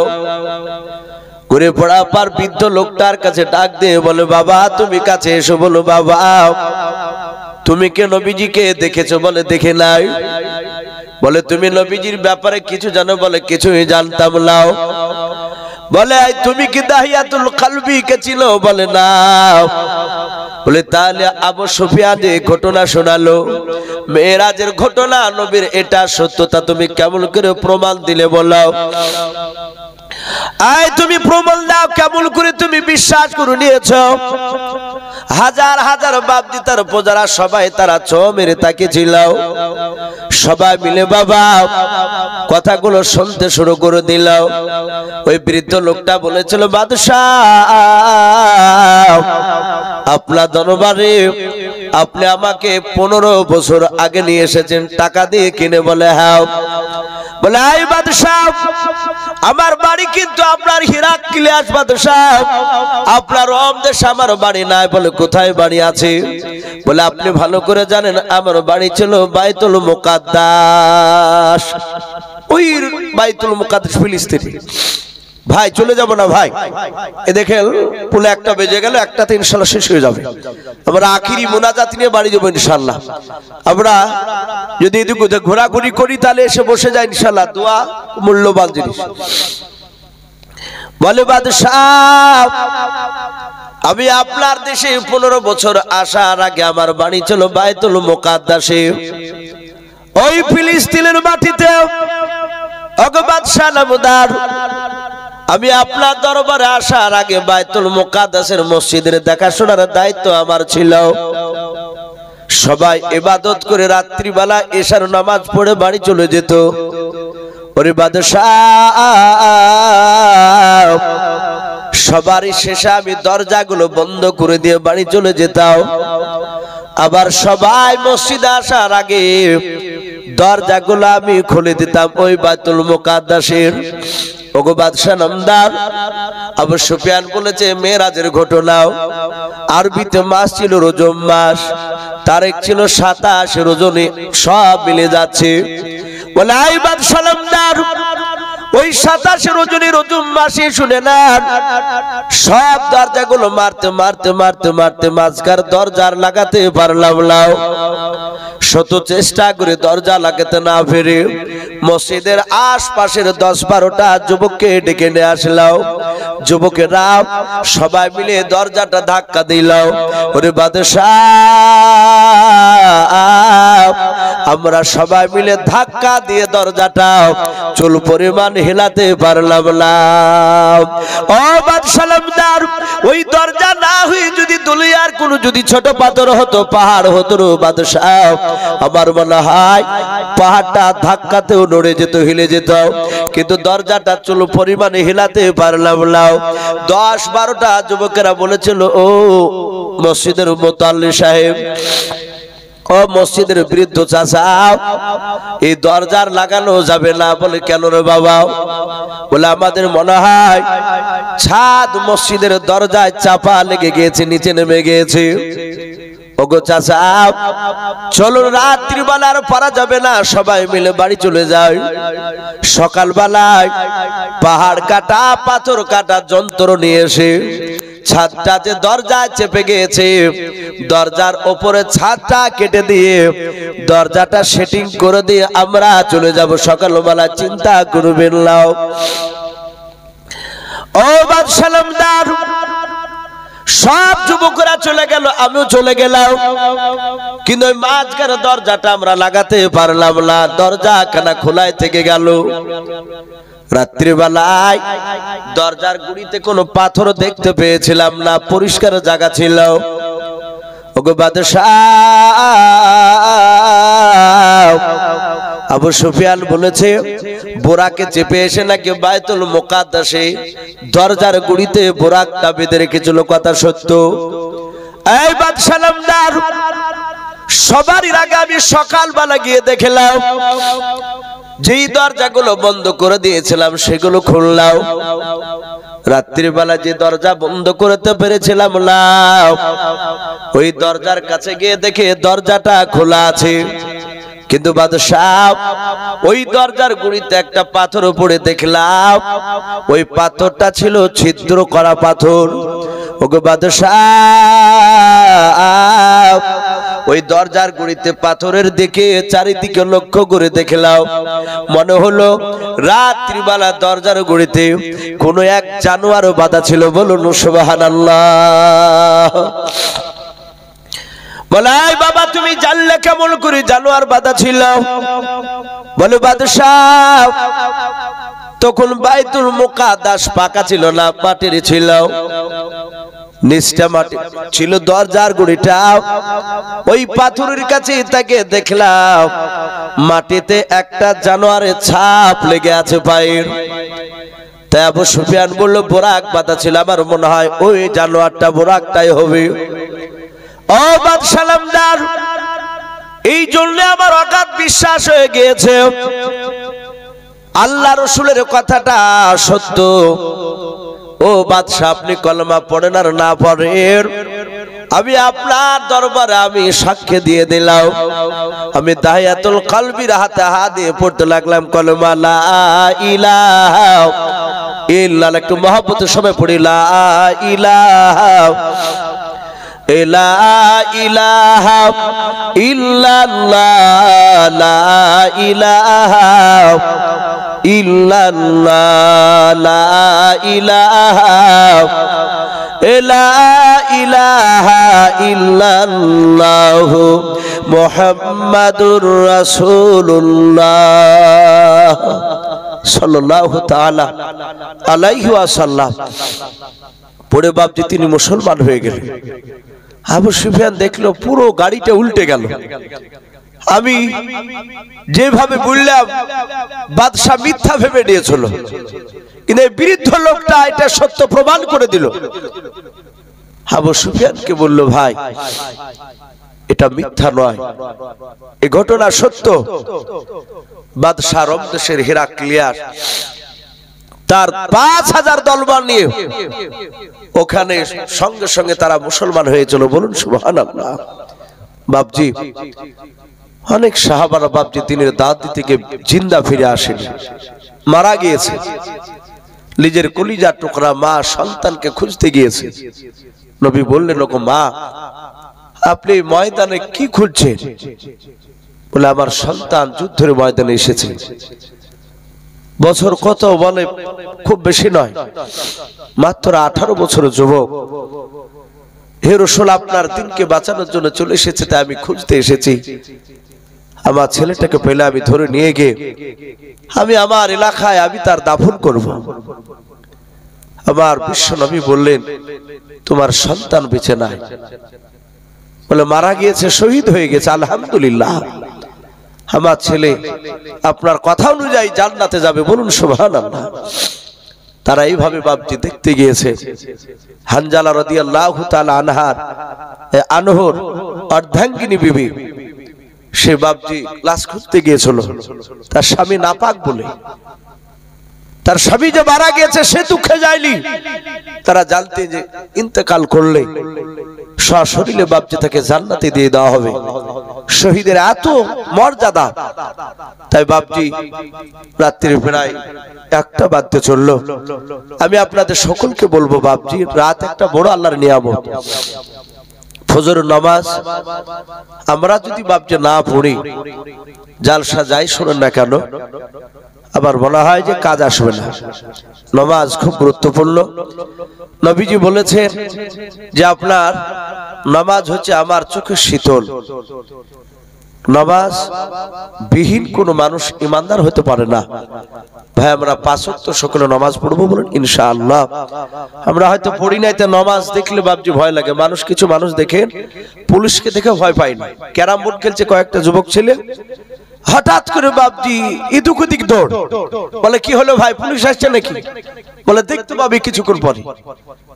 তারপরে বাপজি দেখছে তাবলীগ জামাতের লোক যাচ্ছে। ও তাবলীগ দেখে পালিয়ে যাচ্ছে যে নামাজের জন্য হয়তো টানি নিয়ে যাবে। তাই ভাই এটা পড়তে হবে। যারা জালসা দিয়েছেন, চাঁদ মোড়ল, মোশাররফ সাহেব, আরো অনেকে আছে। ভাই আমি আপনাদের কাছে অপরিচিত নয়। এলাকার ছোট বড় এমন কোন মানুষ নাই যে বাপজি আমাকে চিনে না। আমিও অনেক আপনাদেরকে চিনি, মুখ দেখেই।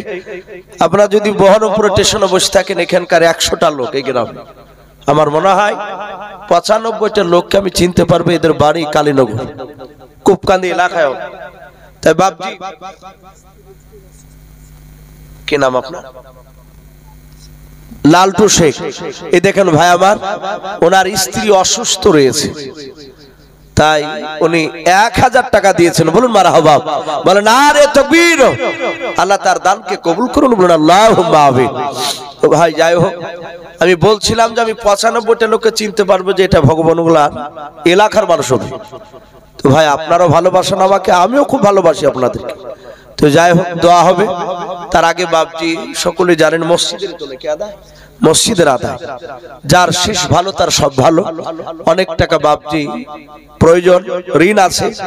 যদি শেষের বেলা বাপজি কেউ থাকে 500, 200, 100 করে, দেখেন মাশাআল্লাহ এ দেখেন আব্দুর রহমান, উনি 300 টাকা দিয়েছেন, বলুন মারহাবা। আল্লাহ তার 300 টাকা দানকে আল্লাহ কবুল করুন, আল্লাহুম্মা আমিন। ভাই 1000 করে যদি আমরা 2-5টা দিই ইনশাআল্লাহ হয়ে যাবে। জি বাবজির কাছ থেকে টাকাটা। এই দেখেন এই বাবজির নাম কি? পাঞ্জাব আলী বাবজি আমার 1000 টাকার দাতা, বলুন মারহাবা, বলেন আরে তাকবীর। এই পাঞ্জাব আলী বাবজি আমার কোথায় যে ছিল, শেষের বেলা এসে দেখো 1000 টাকা দিলাও। 1000 টাকা বলে বলা করিও না হেলা, নেকের খাতায় মলা লিখিও গো মেলাও। যার সাথে জালিয়াতি করিয়াছে দান, দানকে কবুল করো তুমি সুবহান। আরো দোয়া করি মোলা তাহারও জন্নতে, সুখে শান্তি রেখো তুমি দুনিয়ার বুকেতে। আর একজন বেলামিতে বাঁধা তোমার কোথায় এসেছিল, শেষের বেলা এসে দেখো 200 টাকা দিলাও। 200 টাকা বলে বলা করিও না হেলাও, নেকের খাতায় মলা লিখিও গো মেলাও। ওগো বাড়ি দোয়া করি ওগো পাক রব্বানাও, জান্নাতে খেলায়ও তুমি আগুন বেদান, আল্লাহুম্মা আমিন। আরে তাকবীর। ওগো আল্লাহ, যারা দান করেছে যারা করতে পারে নাই, তুমি আমাদের সকলকে নবীর চেহারা না দেখে আমাদের মত দিও না, বলুন আল্লাহুম্মা আমিন। ভাই আর কি হবে না ভাই? দুটো 1000 করে ভাই, আর একটু আসে, আমি 5টা লোককে একটু দেখবো ভাই, ইনশাআল্লাহ হয়ে যাবে। আর মা বোন আপনারাও 200-100 করে যদি দিব বলে করে আলহামদুলিল্লাহ, আপনারা দিতে পারেন। অনেক মা বোনেরা নাকের কানের সুজে খুলে দেয়। এই দেখেন ভাই আমার 100 টাকা, আল্লাহ তার দানকে কবুল করুন। ওগো মহল্লা, যারা দান করছে যারা করতে পারে নাই, তুমি তাদের সকলকে হায়াতে তয়্যিবা সেহাতে কুলিয়া দান করো, বলুন আল্লাহুম্মা আমিন। ওগো মহল্লা, এখানে অনেক লোক তোমার ব্যবসায়িক বসে আছে, অনেকে ব্যবসা করতে পারে নাই। আল্লাহ তুমি যারা ব্যবসা করে নিছো যাদের দ্বারায়, তাদের ব্যবসায় বরকত দাও, এবং যারা ব্যবসা করতে পারে নাই তুমি আমাদের তাদেরকে ব্যবসা করার তৌফিক দান করো, বলুন আল্লাহুম্মা আমিন। ভাই আর কি হবে না ভাই? আর 3টা লোক 1000 করে ইনশাআল্লাহ 5টা হয়ে যাবে ভাই। একটু আসি কমিটি ভাই রা অনেকে আছে, যেমন চাঁদু মোড়, আরো আছে নাম হয়তো বাপজি করছি না, সামাউন, জয়দুল হক, এক ওয়াই বলি তো বাপজি পরিচিত, জয়দুল হক ওরফে চাঁদু। তো যাই হোক, উনি এখানে আছে। এই গ্রামে বাপজি বহু মানুষের টাকা আছে, বাড়ি ঘর হয়তো কমা হলো বাপজি, টাকার দিকে অনেক আছে। কারণ আমিও তো রমজান মাসে কয়েকটা লোকের কাছে মাঝে মাঝে আসি বাপজি, ও রমজান মাসে শুধু একদিন, তো দেখতে পাই অনেক মানুষের বাপজি টাকা আছে, শুনতে পাই। তো ভাই যদি কেউ থাকেন আপনাদের মধ্যে, কমিটি ভাইয়েরা যারা দেননি, আমি তাদেরকে বলবো নগদ না থাকলে 1000 করে যদি আপনারা কমিটি মানুষ যদি দিব মনে করে যে আমি 1 মাস না হলে 2 মাস না 3 মাসে দিব ইনশাআল্লাহ 1000 করে টাকা। জি সামাউন, যাক সামাউন, উনি বলছেন 1000 টাকার দাতা, বলুন মারহাবা। আল্লাহ তার 1000 টাকা দানকে আল্লাহ কবুল করুন, তার আত্মীয় স্বজন কবরের আযাবকে মাফ করুন, বলুন আল্লাহুম্মা আমিন। ভাই একটু আসি ভাই, দোয়া করব। তার আগে বাপজি একটু আল্লাহর ঘরকে বাপজি তৈরি করার জন্য একটু হাত বাড়ায়। বাপজি একটু পরীক্ষা করে, দান দিলে ইনশাআল্লাহ বরকত হবে। দেখেন আব্দুর রহমান বসে আছে, এবছর বা ওকে বলতে মনে ছিল না, আমি দেখেছি মনে করে আমার মাদ্রাসায় 1000 করে দেয়। উনি বলছিলেন যে হুজুর আমি পরীক্ষা করে দেখেছি দান দিলে বরকত দেয়, এটা নবীর কথা। যে হোক না কেন আপনি একবার দিয়ে দেখবেন ইনশাআল্লাহ, আপনি 50 টাকা দিয়ে দেখবেন আপনার বরকত আসে কিনা, আসবি, এটা নবীজির কথা। তাই ভাই একটু আসি, পরীক্ষা শুরু করে ইনশাআল্লাহ দিই, যে দেখি ইউসুফ সাহেব তো বলেছে সামনে আবার 1 বছর পর্যন্ত দেখি দিনই আমার কোনো সংসারে আয় উন্নত হয় কিনা, না অবনতির দিকে যাচ্ছে দান করে, এটা একটু পরীক্ষা করে দেখি। ভাই আসি, কোন আল্লাহর বান্দা মা বোনেরা, জব্বার শেখ 500 টাকা, ওনার মেয়ে 500 টাকা, আল্লাহ তার দানকে কবুল করুন। বেনামিতে 100 টাকা, আল্লাহ তারও দানকে কবুল করুন। বলুন আল্লাহুম্মা আমিন। ওগো মহল্লা জব্বার শেখের মেয়ে যে দান করেছে, তার ইমানটা হযরত মা ফাতেমা জোহরা রাদিয়াল্লাহু তাআলা আনহার মতো বানিয়ে দিন। বলুন আল্লাহুম্মা আমিন। ভাই একটু আসি, ভাই ঝটঝট করে আসি, রাত অনেক হয়ে যাচ্ছে ভাই, একটু আসি। চান্দু ভাই তো বলছেন যে রাত্রি 12টার মধ্যে হয়তো শেষ করার ইচ্ছা ছিল।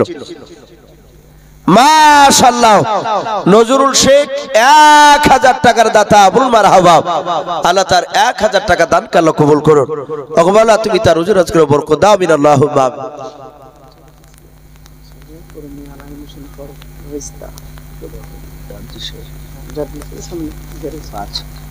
যে সেলফি নিল সুবহানাল্লাহ। জার্জিস হোসেন, জার্জিস হোসেন, ওনার মেয়ে আলামিন মিশনে পড়াশোনা করে। উনি বলছেন 5000 টাকার দাতা, বলুন মারহাবা। বলেন আরে তাকবীর। আল্লাহ রাব্বুল আলামিন তার 5000 টাকা দানকে কবুল করে নিয়ে ভাইজানের মেয়েকে দ্বীনের খাদিম হিসাবে আল্লাহ কবুল করে নেন। বলুন আল্লাহুম্মা আমিন। তাকে উচ্চ শিক্ষায় শিক্ষিতা দান করুন। বলুন আল্লাহুম্মা আমিন। বাপজি, অনেক মেয়েরা ডাক্তার হলো, শুধু ওই মানুষের বাপ যে দাঁড়াতে যে নামাজ পড়ার কথা বললি যে খিদমত হয়, শুধু তা নয়, ডাক্তারি করে বাপজি মানুষের সেবা করা, এটা একটা সুযোগ বাপজি। কিন্তু তার উদ্দেশ্য যদি ডাকাতি না থাকে, আল্লাহ রাব্বুল আলামিন তার মেয়েকে রব্বুল আলামিন যেন বড় জায়গায় পৌঁছে দেন এবং মানুষের যেন খিদমত করে নেন। বলুন আল্লাহুম্মা আমিন। ভাই আসে আর একটা হবে না ভাই। শাহজাহান 500 টাকা, আল্লাহ তার দানকে কবুল করুন। আল্লাহুম্মা আমিন। ভাই আপনারা দিয়েছেন, এনামুল ভাইয়ের হাতে দিয়েছেন। তারপরেও বাপজি একটু শেষের বেলায় দোয়া করব বলে, তার আগে মাস্টার বেনজির এখানকারই নাকি ওই মাস্টার মশাই বসে আছে, উনিও বলছেন আমি 5000 টাকার দাতা, বলুন মারহাবা।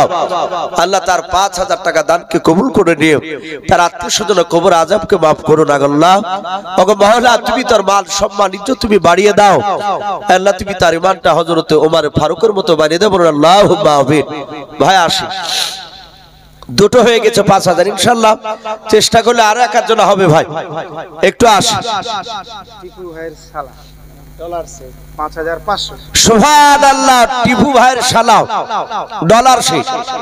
আপনারা জানেন যে টিপু আমার খুব কাছের বন্ধু, এলাকায় 3টা মানুষ আমার খুব কাছের, প্রায় মানুষ জানে এই টিপু ভাই ফটিক আর তৈব। তো ভাই তার মধ্যে থেকে টিপু ভাইয়ের শালো ডলার শেখ নাকি, উনি 5000 ফার্মেসি করেছে। 5000 কত? 500 টাকা দাতা, বলুন মারহাবা। নারে তাকবীর। 5500 টাকা আল্লাহ তার দানকে কবুল করে নিও। আল্লাহ তুমি তার ফার্মেসি যে ব্যবসা, তুমি তাতে বরকত দিও। বলুন আল্লাহুম্মা আমিন। আল্লাহ বালা মুসিবত থেকে হেফাজত করো, তার আত্মীয়স্বজন কবর আযাবকে maaf করে দাও। বলুন আল্লাহুম্মা আমিন। ভাই আসি, 3টে হলো ভাই, আর একটা 5000 টাকার বাপজি দিলে, বাপজি খলিফাতুর রাশিদিন 4টে খলিফা ছিল, আবু বকর, ওমর, ওসমান, আলী রাদিয়াল্লাহু তাআলা আনহু আজমাইন। আর আমরা জানি আসমানি কিতাব হচ্ছে বাপজি 4খানা, কোরআন, তাওরাত, জাবুর আর ইনজিল। বাপজি 3 জানা হয়েছে, আর একটা যদি বাপজি কেউ থাকতে দিয়ে ভাই ইনশাআল্লাহ দোয়া হবে।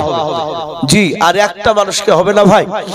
আর মা বোনদের কাছ থেকে কেউ যদি থাকে 200 150 আল্লাহর ঘরে ইনশাআল্লাহ দিতে পারে ভাই। আর একটা যদি 5000 টাকার কোনো বান্দা, আপনি এই যে সামনে এই যে জালসা হলো, আগামী বছর জালসার আগ পর্যন্ত শোধ করবেন ইনশাআল্লাহ। জি 5000 1000 10 মাশাআল্লাহ সুবহানাল্লাহ। বলেন নারে তাকবীর। এই যে চান্দু ভাই, ওনার ভালো নাম জায়দুল শেখ নাকি, জয়দুল হক ইসলাম, জয়দুল ইসলাম। উনি বলছেন আমি 10000 টাকার দাতা, বলুন মারহাবা। আল্লাহ তার 10000 টাকার দানকে কবুল করে নিয়ে ওগো মাওলা তুমি তার আব্বাকে শেফায়ে কামিলা দান করো। বলুন আল্লাহুম্মা আমিন। আল্লাহ তুমি সুস্থতা দান করো, যে ডাক্তারের হাতে ওষুধ খাচ্ছে মওলা, তুমি সেই ডাক্তারের হাতে তুমি যশ দান করো, বলুন আল্লাহুম্মা আমিন। আল্লাহ ভালো না করলে পৃথিবীর কেউ ভালো করতে পারবে না। দোয়া করি তার রুজিতে বরকত দিন, তার আত্মীয়স্বজন কবর আযাবকে মাফ করুন, বলুন আল্লাহুম্মা আমিন। ভাই আলহামদুলিল্লাহ, যথেষ্ট আপনারা ভাঙা মজলিসে শেষের বেলায় যথেষ্ট বাপজি দানের হাত বাড়ালে। আকরাম মেম্বার উনি 1000 টাকার দাতা, বলুন মারহাবা। আল্লাহ তার 1000 টাকা দানকে কবুল করুন, তার আত্মীয়স্বজন কবর আযাবকে মাফ করুন, আল্লাহুম্মা আমিন। আফরোজা বাবা, তার স্বামী বেঁচে নাই, ওনার স্বামীর নামে 1000 টাকা নগদ দিয়েছে। আল্লাহ তার 1000 টাকার বদলে তার স্বামীর কবর আযাবকে মাফ করুন, বলুন আল্লাহুম্মা আমিন। আফরোজা বাবার ইমানটা হযরত মা ফাতেমা জোহরা রাদিয়াল্লাহু তাআলা আনহার মতো বানিয়ে দিন, বলুন আল্লাহুম্মা আমিন। ভাই বাপজি, কমিটির এখনো মোটামুটি মানুষ কয়েকজন বাকি আছে। ভাই আকরাম সাহেব যে আপনার 1000 টাকা ওয়াদা করেছেন নগদ দিয়ে দিলেন, আল্লাহ কবুল করুন। আর কেউ নাই ভাই? জি, আমরা জানি রাসূল বলেছেন গভীর যত রাত্রি হয় তত আল্লাহ প্রথম থেকে বাপজি দ্বিতীয় আসমানে নেমে আসে, এসে বলে বান্দা আমার কাছে চাও, দোয়া চাও, আমি আল্লাহ দেওয়ার জন্য নেমে এসেছি, আমি দিব। ইনশাআল্লাহ বাপজি দোয়া হবে, আল্লাহর কাছে আমরা চাইবো। এই দোয়ার আগে চাওয়ার আগে যদি আর কেউ থাকেন বাপ দোয়া কাজ না, ইনশাআল্লাহ একটু তাড়াতাড়ি নামটা বাপজি করতে পারে। দেখেন ভাই উনি সারা করছে ফয়জুল শেখ 1000 টাকার দাতা, বলুন মারহাবা। আল্লাহ তার 1000 টাকা দানকে আল্লাহ কবুল করুন, তার আত্মীয়স্বজন কবর আযাবকে মাফ করুন, বলুন আল্লাহুম্মা আমিন। ভাই আলহামদুলিল্লাহ, যথেষ্ট দিয়েছেন সোনা। প্রতিটা বাপজি ভাই মা বোনদেরকে বলবো আমরা সকলে একবার দুরূদ পড়ে নিই। দুরূদ ইব্রাহিম, আল্লাহুম্মা সাল্লি আলা মুহাম্মাদি ওয়া আলা আলি মুহাম্মাদ কামা সাল্লাইতা আলা ইব্রাহিম ওয়া আলা আলি ইব্রাহিম ইন্নাকা হামিদুম মাজিদ। আল্লাহুম্মা বারিক আলা মুহাম্মাদি ওয়া আলা আলি মুহাম্মাদ কামা বারাকতা আলা ইব্রাহিম ওয়া আলা আলি ইব্রাহিম ইন্নাকা হামিদুম মাজিদ। মাওলানা রহমাতুল্লাহ সাহেব আলাইকুম বলে যে আপনারা চেনেন, উনিও বলছেন আমি 1000 টাকা। ওনার মনে আব্বা মা শাশুড়ি তিনজনাই মারা গেছে। এর আগেও বাপজি একটা জায়গায় জালসায় উনি কাঁদছিলেন একটু দোয়ার জন্য, ওনার আব্বা মা এবং শাশুড়ি মার জন্য উনি 1000 টাকা দিয়েছেন। দোয়া করি আল্লাহ তার আব্বা মা শাশুড়ি মার কবর আযাবকে মাফ করুন, বলুন আল্লাহুম্মা আমিন। মাওলানা রে তাকবীর, মাওলানা সাহেব 1000 টাকা দিয়েছেন, আল্লাহ কবুল করুন। বাপজি আমরা যে অবস্থায় আছি আমরা একটু দোয়া করি ভাই, আল্লাহুম্মা আমিন। রব্বানা যালামনা আনফুসানা ওয়া ইল্লাম তাগফির লানা ওয়া তারহামনা লানাকুনান্না মিনাল খাসিরিন। রব্বানা লা তুযিগ কুলুবানা বা'দা ইয হাদাইতানা ওয়া হাব লানা মিন লাদুনকা রাহমা ইন্নাকা আনতাল ওয়াহ্হাব। আয় আল্লাহ, রাত্রি 1টা প্রায় 10 বাজতে চলল রে মাওলা। ওগো রব্বুল আলামিন, গভীর রাত্রিতে তোমার ইমানদার বান্দা বান্দীদের কিনে হাত উঠিয়েছে। আয় আল্লাহ, তুমি দয়া মেহেরবান করে আমাদের সকল হাতগুলো তুমি কবুল করে নাও। ওগো রব্বুল আলামিন, আমরা সকলেই গুনাহগার খাকসার নাদান তোমার বান্দাও। আল্লাহ, দিনের আলো রাত্রির অন্ধকারে মালা সগীরা কবিরা জানো অজানাও ছোট বড় যাবতীয় গুনাহ করে ফেলেছি আল্লাহ। আয় আল্লাহ, তুমি রহমতের নজরে তাকায়াও, আমাদের সকলের ছোট বড় জীবনের যাবতীয় গুনাহগুলো তুমি মাফ করে দাও। আয় আল্লাহ, এই জালসার মাহফিল তুমি কবুল করে নাও রব্বুল আলামিন। আয় আল্লাহ, এই জালসার কমিটি ভাইয়েরা বাপজিরাও কত হাড় ভাঙা পরিশ্রম করে জালসার মাহফিল আয়োজন করেছে রে মওলাও। কেউ টাকা দিয়ে, কেউ শ্রম দিয়েও। আয় আল্লাহ, তুমি তো মেহেরবান করে সমস্ত কমিটি ভাই বাপজিদের মেহনত তুমি কবুল করে নাও। আল্লাহ তুমি সকল কমিটিকে দিনদার মুত্তাকিন পরেজগার 5 ওয়াক্ত নামাজ বানিয়ে নাও। আয় আল্লাহ তুমি তাদের ঈমান আবু বকর সিদ্দিক রাদিয়াল্লাহু তাআলা আনহুর মতো ঈমান বানিয়ে দাও। আয় আল্লাহ রব্বুল আলামিন তোমার বান্দা বান্দীদেরকে সামনে রেখে আয় আল্লাহ শেষের বেলায় 1500 100 করে চেয়েছিলাম। তোমার অনেক বান্দারাও কেউ 300 টাকা, কেউ 200 টাকা, কেউ 500 টাকা, আল্লাহ কেউ 100 টাকা, আল্লাহ কেউ 5000 1000, আল্লাহ কেউ 5500, কেউ 10000, এইভাবে তোমার বান্দা বান্দিরা দান করেছেন মহল্লা। ওগো রব্বুল আলামিন কেউ আব্বার জন্য, কেউ মার জন্য, কেউ শাশুড়ি মার জন্য, কেউ ছেলের জন্য, কেউ স্বামীর জন্য, আল্লাহ যারা দান করেছে তাদের সকলের নেক মাকসুদ তুমি পুরা করে দাও। আয় আল্লাহ খাস করে মওলাই করিম রে মওলা এই মাহফিলকে তুমি কবুল করে নিও। বাপজি ভাই মা বোনদেরকে তুমি কবুল করে নাও, ইমানদার হিসেবে কবুল করে নাও। আয় আল্লাহ দেখো তোমার বান্দারা এখানে অনেক বাপ আর মা হারা। আয় আল্লাহ যাদের বাপ মা নাই রে মওলা তারা পৃথিবীর মধ্যে সবচেয়ে বড় এতিম। আয় আল্লাহ আমি মওলানা তোমার বান্দা, আজও বাড়িতে গেলে আমার মা ঘুমাইলাও, গাড়ির হরেন ফেলে মা ডাক দিয়ে বলে বেটা আসিলেও আব্বা তাকে দরজা খুলে দেয়। আয় আল্লাহ এখানে অনেক বান্দা রয়েছে যাদের আব্বারা বাড়িতে ঢুকলে, সন্তান ঢুকলে কেউ চালা থাক না থাক বাপ মা ঘুমাইলাও ডাক দেয়। আয় আল্লাহ এখানে অনেক ছেলে রয়েছে রে মহল্লা, তোমার বান্দা রয়েছে বান্দি রয়েছে, তারা আজ গভীর রাত্রিতে বাড়িতে গেলে বেটা বাড়ি আসলে এ কথা বলার কেউ থাকে না, তার আব্বা মা বেঁচে নাই। ওগো আল্লাহ যাদের বাপ মা বেঁচে নাই রে মওলা তুমি তাদের বাপ মার কবরে আযাবগুলো তুমি মাফ করে দাও। আয় আল্লাহ আমাদের কারো দাদা দাদি নানা নানি চাচা চাচি অনেকে ছেলে মেয়ে আত্মীয় স্বজন চলে গিয়েছে রে মওলা, তুমি আমাদের সকলের আত্মীয় স্বজনের কবরে আযাবগুলো তুমি মাফ করে দাও। আয় আল্লাহ আমার বন্ধু মাওলানা রহমাতুল্লাহ সাহেবের আব্বা মা শাশুড়ি মা চলে গিয়েছে মহল্লা, তুমি তাদের কবরে আযাবগুলো তুমি মাফ করে দাও। আয় আল্লাহ গ্রামে তুমি রহমত বর্ষণ করো, এই গ্রামের প্রতিটা বাড়িতে রোজার আজকারে তুমি বরকত দাও, এই গ্রাম থেকে আসমানি বালা জমিনি বালা তুমি দূর করে দাও। আয় আল্লাহ খাস করে মওলাই করিম যারা ব্যবসা করে রে মওলা তুমি তাদের ব্যবসায় তুমি বরকত দাও, যারা ব্যবসা করতে পারে না ব্যবসা করা তুমি তৌফিক করে দাও। আমাদের সকলের মাঠের ফসলে তুমি বরকত দাও। আয় আল্লাহ বাড়িতে তুমি খাস রহমত তুমি বর্ষণ করো, এই দোয়াটুকু নবীর ওসিলা করে বলে কবুল করে নাও। আয় আল্লাহ আখিরে দোয়া করে মহল্লা সারা পৃথিবীতে মহল্লা এক শ্রেণীর বেঈমানেরা মুসলমানকে ধ্বংস করা চক্রান্ত চালাচ্ছে। আয় আল্লাহ মাদ্রাসা মসজিদকে ধ্বংস করা চক্রান্ত চালাচ্ছে। আয় আল্লাহ তুমি সারা বিশ্বের মুসলমানদেরকে তুমি হেফাজত করো। আয় আল্লাহ ভারতবর্ষের মুসলমানদেরকে তুমি হেফাজত করো, খাস করে মাদ্রাসা মসজিদকে তুমি হেফাজত করো। এই দোয়াটুকু নবীর ওসিলা করে বলে কবুল করে নাও। সুবহান রাব্বিকা রাব্বিল ইজ্জাতি আম্মা ইয়াসিফুন ওয়া সালামুন আলাল মুরসালিন ওয়ালহামদুলিল্লাহি রাব্বিল আলামিন।